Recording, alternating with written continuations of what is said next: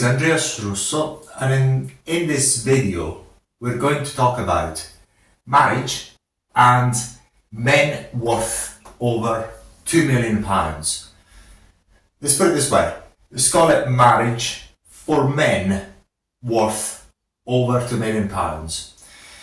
This is a very controversial video only for women and those men that haven't woken up yet. But some women already know about it. Some women already know about this, what I'm just about to say. So my claim in this video is that for all men that are high net worth and or high value, you have everything to lose and nothing to gain by getting married. Now let's talk about it. How is that possible? So number one, from your point of view, you're signing a contract when you make a poor woman, a woman who's poorer than you, a millionaire, instantly. And the argument is, well, what if there's prenups? Prenups can be challenged in court and sometimes they work, sometimes they don't. So it's up to you to take that chance. To me, never got married, never will I get married on my dead body. So in my case, it's because I've seen my dad being taken to the cleaners by my mum when I was young. So I looked at other people, I said, never ever is this going to happen to me. By the way, I have 3 beautiful children with 2 different baby mamas. No problem whatsoever, no drama. The mothers love me to bits. I can see the children. We're raising them in a beautiful, spectacular ways. They're bilingual, trilingual, absolutely great. No problem whatsoever. The mothers love their children. I love my children. I look after them financially when needed. It's not a problem. Some of them stay with me at times for many months and sometimes years. Sometimes stay with their moms. There's no any dispute whatsoever in courts or anything of the sort. So in this case, for example, in my case, I can make another video on that.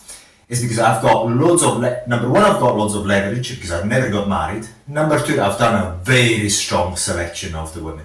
So in my case, so far, no problem. And there's not going to be any problem in the future from my point of view because I've got the highest leverage and the women, the mothers are absolutely beautiful people. No problem whatsoever, no drama whatsoever because I've done a lot of screening before having the children. Now, from an evolutionary psychology point of view, evolutionary psychology is all that matters.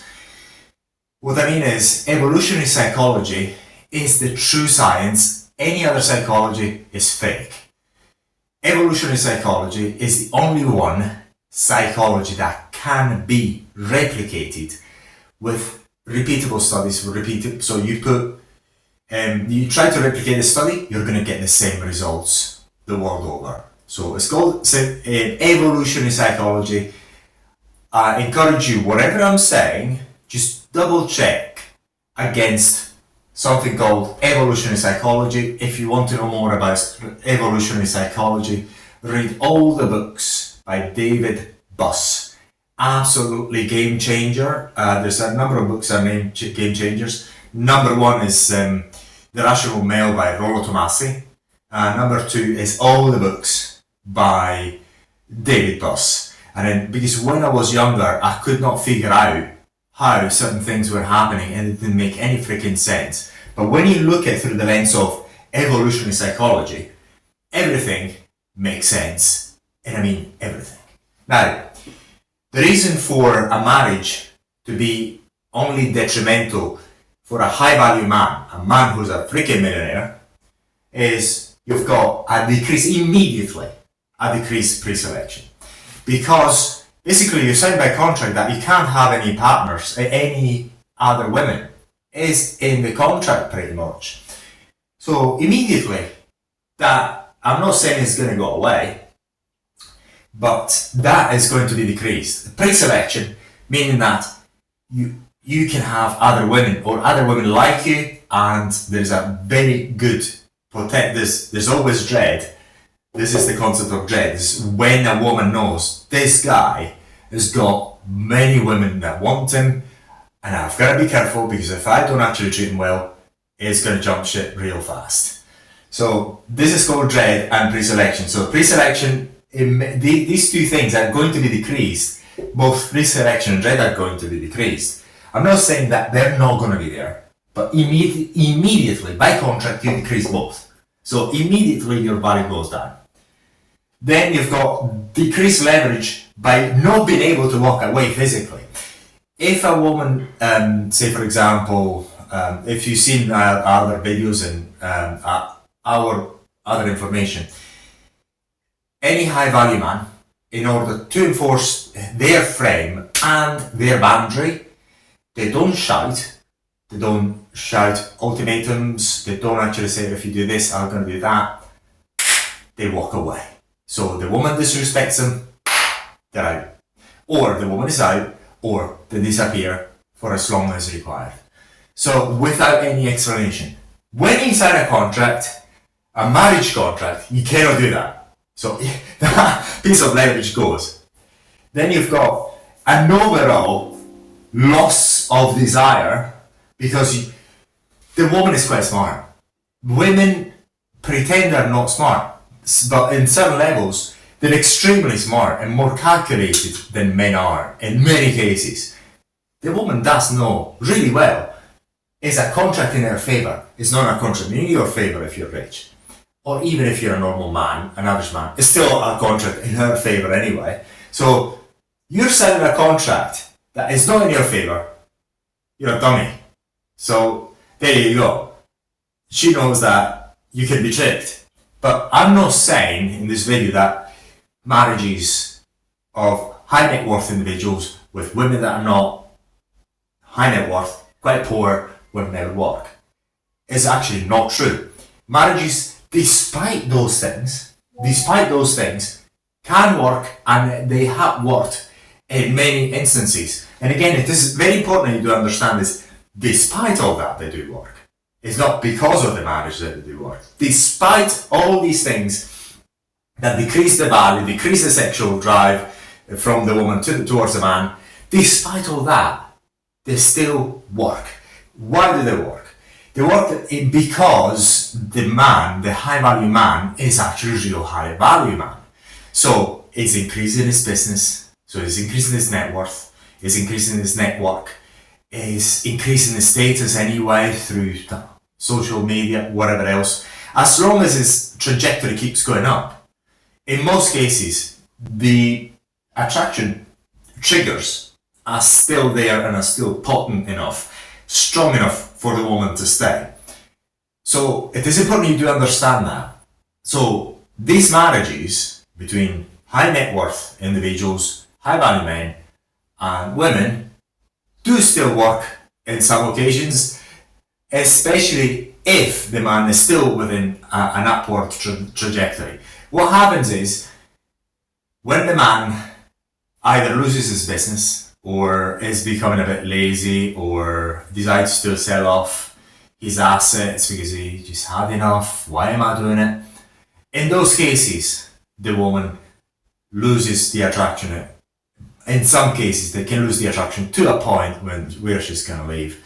We've seen, for example, Robert Kiyosaki got dumped by his wife when he was in his 70s. So that can still, so these marriages can still work, and they can still actually break up even at late stages, even when the woman, being a bit old, does not have the same options as she would have if she were younger. So if the attraction goes, the marriage falls apart. So these marriages, I'm not saying they do not work, I say they work at times despite all these odds. That's very important.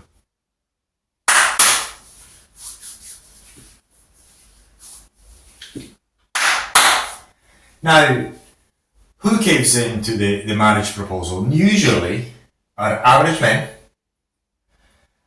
because basically what happens is the power dynamic of average men is usually very weak from the man's point of view.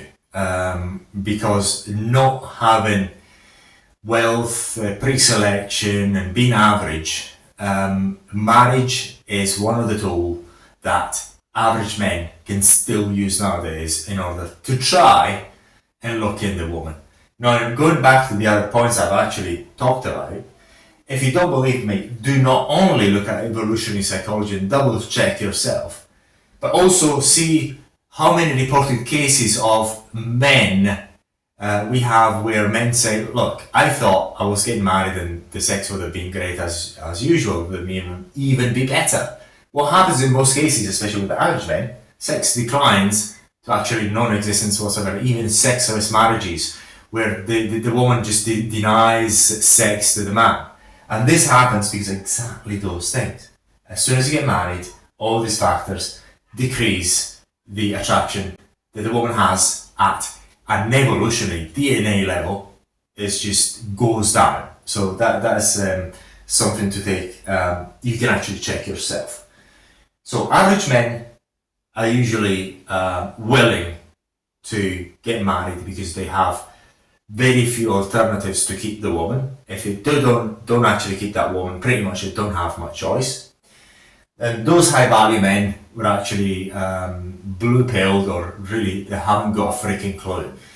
And usually those men wake up, both average men and rich men, wake up after a divorce and say, what the heck happened here? What have I done wrong? They realize that they got it completely wrong. So this is the point I'm trying to make in this video. If you want to hate on me in this video, please do so in the comments below. I love hate. Keep hating away. But this is the truth. If you don't believe me, go study evolutionary psychology.